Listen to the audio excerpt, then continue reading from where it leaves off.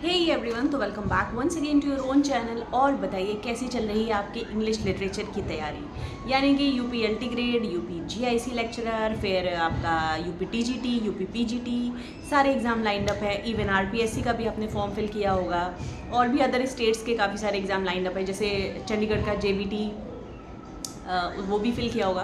तो लिटरेचर भर भर के हर जगह पूछी जा रही है, और बहुत सारे लोगों को ये प्रॉब्लम आती है कि हाउ टू प्रिपेयर नोट्स या how to study in depth, कि कहीं से कुछ भी क्वेश्चन आ जाए और हम उसको यूं चुटकी बजा करके सॉल्व कर लें। तो देखिए, लिटरेचर वैसे तो अपने आप में बहुत वास्ट सब्जेक्ट है, नो डाउट अबाउट इट, कि लिटरेचर, इंग्लिश लिटरेचर का जो सिलेबस है वो बहुत ज़्यादा है। फिर भी मैं किस तरह से तैयार करती हूँ ये आप देख लो। मैं इस तरह से नोट्स बनाती हूँ, ठीक। अब देखो, जैसे मान लो ये सिलेबस फॉर यूजीसी लिटरेचर मैंने पकड़ रखा है, उससे मुझे क्या फ़ायदा मिलता है कि यूजीसी लेवल की जब आप तैयारी करते हो, फिर आपको कोई भी उस मतलब इन डेप्थ सरफेस लेवल कैसे भी क्वेश्चन आ जाए, आप बहुत ही कॉन्फिडेंटली सॉल्व कर पाते हो। तो देखिए, जैसे मैंने ब्रिटिश लिटरेचर लिखा, तो ब्रिटिश लिटरेचर में भी old middle English 500 to 1300 AD, पहले तो हमें एरा पता होना चाहिए, है ना, टाइम ड्यूरेशन क्या रहा। फिर लेसन 1 बना दिया। लेसन 1 में क्या है? लेसन 1 में है इंट्रोडक्शन टू एंग्लो सैक्सन, ठीक है, और उसका भी हिस्टोरिक बैकग्राउंड क्या रहा। फिर लेसन 2 में देखिए इम्पॉर्टेंट वर्क आ गए। इम्पॉर्टेंट वर्क किसके आ गए? एंग्लो सैक्सन के आ गए।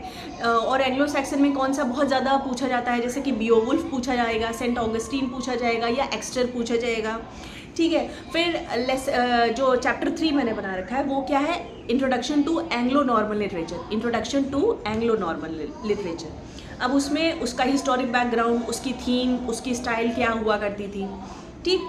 फिर उसके बाद में लेसन 4 क्या है? Important works of Anglo Norman. अब एंग्लो नॉर्मन, पहले एंग्लो सैक्सन के थे, फिर एंग्लो नॉर्मन के वर्क थे, ठीक। फिर the battle of Hastings. Battle of Hastings बहुत इंपॉर्टेंस रखता है, उसमें कॉन्क्वायरर के बारे में पूछ लेते हैं, उसमें आपका कब हुआ, किसके किसके बीच हुआ, हु वॉन, और विलियम द कॉन्क्वायरर को क्यों इस नाम से बुलाया जाता है। तो ये सारे क्वेश्चंस बनते रहते हैं, और आपको इसके लिए प्रिपेयर होना पड़ेगा।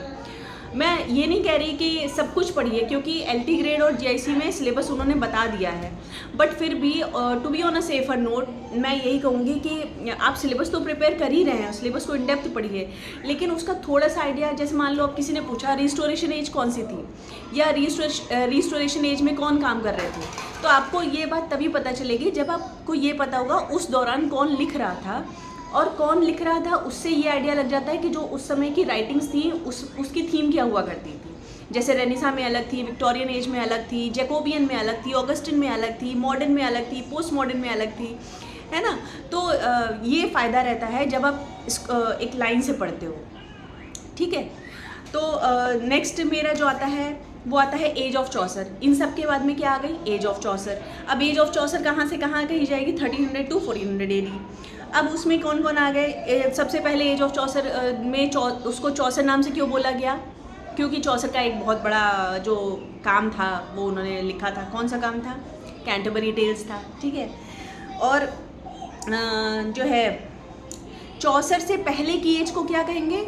1066 से लगा करके 1300 तक की एज को हम लोग किस में काउंट करते हैं? बिफोर चौसर। फिर 1300 से लगा करके 1400 तक जो आ गया आपका एज ऑफ चौसर, उसको हम कह देंगे middle English period. Age of Chaucer को ही मिडिल इंग्लिश पीरियड के नाम से भी जाना जाता है। फिर आ गया age of revival. Age of revival कब से है? 1400 से लगा करके 1550 तक, ठीक है। तो ये जो टाइम लाइन है ये ज़रूर बना लीजिएगा कहीं भी जहाँ भी आप पढ़ रहे हो नोट्स के बीच में। फिर उसका क्या आता है? फिर से वही इंट्रोडक्शन टू चौसरियन एज। हर एक एज का जब इंट्रोडक्शन भले 10 लाइन का पढ़िए, 5 लाइन का पढ़िए, पर उससे थीम पता चलती है, उससे पता चलता है उस समय के लोग क्या पढ़ना पसंद कर रहे थे, क्या लिखा जा रहा था, क्या नहीं लिखा जा रहा था। जैसे हाँ अभिलाष। तो इस तरह से जब आप नोट्स बनाओगे ना, तो आपको किसी भी बुक की ज़रूरत नहीं पड़ेगी। आप अगर मेरे पे मेरे पास कोई भी लिटरेचर की बुक नहीं है, मैंने ये सारे नोट्स खुद से ही बनाए हैं। और इवन ये तो सिर्फ डायरी है, डायरी में बहुत इंपॉर्टेंट चीज़ें ही लिखती हूँ। और ये देखिए इस तरह से ये मैंने पढ़ के कुछ तो पेज का बुरा हाल हो गया है ना। और ये देखिए इस तरह से नोट्स जब बनाइए ना, तो बहुत फ़ायदा रहता है आपको किसी भी, जब आप खुद से हैंड रिटन चीज़ें लिखते हो तो वो ज़्यादा दिमाग में बैठती हैं। अब देखिए इसमें एज ऑफ चौसर में कौन कौन थे, अगर कोई पूछ लेता है who were the contemporaries of Geoffrey Chaucer, ये भी क्वेश्चन बनता है। तो विलियम लैंगलैंड हुए, जॉन वाइक्लिफ हुए, जॉन मैंडेविल हुए, नथानियल हॉथॉर्न हुए, नहीं नथानियल हॉथॉर्न नहीं होंगे, जॉन मैंडेविल। फिर इधर आ जाइए, जॉन गावर हुए, थॉमस हीक्लिफ हुए या थॉमस लिटगेट हुए, ये सारे इनके कंटेम्परेरीज हैं।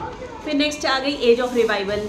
एज ऑफ रिवाइवल कभी कभी एज को सीरियल में लगाना आ जाता है। फिर एज ऑफ रिवाइवल मैंने अभी बताया 1400 से 1550 AD तक थी। फिर 1550 से लगा करके 1600 AD तक क्या आई आपकी इसकी एलिजाबेथन एज। और कभी ये भी क्वेश्चन बना है कि हु वॉज द राइटर, जो 2-3 एरा में था, मतलब एलिजाबेथन में भी था और रिवाइवल में भी था और जैकोबियन में भी था।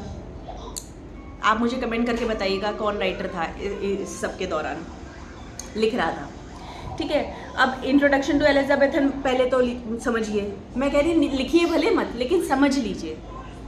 हर चीज़ लिखनी भी ज़रूरी नहीं है, लेकिन आप उसे अगर एक बार गूगल से या विकीपीडिया से भी पढ़ लेते हो ना, सबसे ऑथेंटिक मुझे विकीपीडिया लगता है। अब बाकी लोग पता नहीं इससे कितना सहमत होंगे, but still I would suggest कि विकीपीडिया से जब आप नोट्स बनाते हो तो वो बहुत यूज़फुल रहते हैं। उन्होंने मतलब इन डेप्थ नॉलेज वो देते हैं, मतलब ऐसा नहीं कि सिर्फ ऊपर से लिख कर दे दिया। तो इसीलिए इसी तरह की वीडियो के लिए मेरे साथ बने रहिए। और कोई अगर आपको गाइडेंस और कोई हेल्प चाहिए होगी या फिर कोई भी बात कहनी होगी, you are most welcome in the comment section. अगर वीडियो अच्छी लगती हो तो चैनल को सब्सक्राइब कर देना, वीडियो को लाइक कर देना। मिलते हैं अगली किसी इसी तरह की वीडियो में। जल्द and take good care of yourself. मस्त रहिए, खुश रहिए, मुस्कुराते रहिए। Thank you for watching.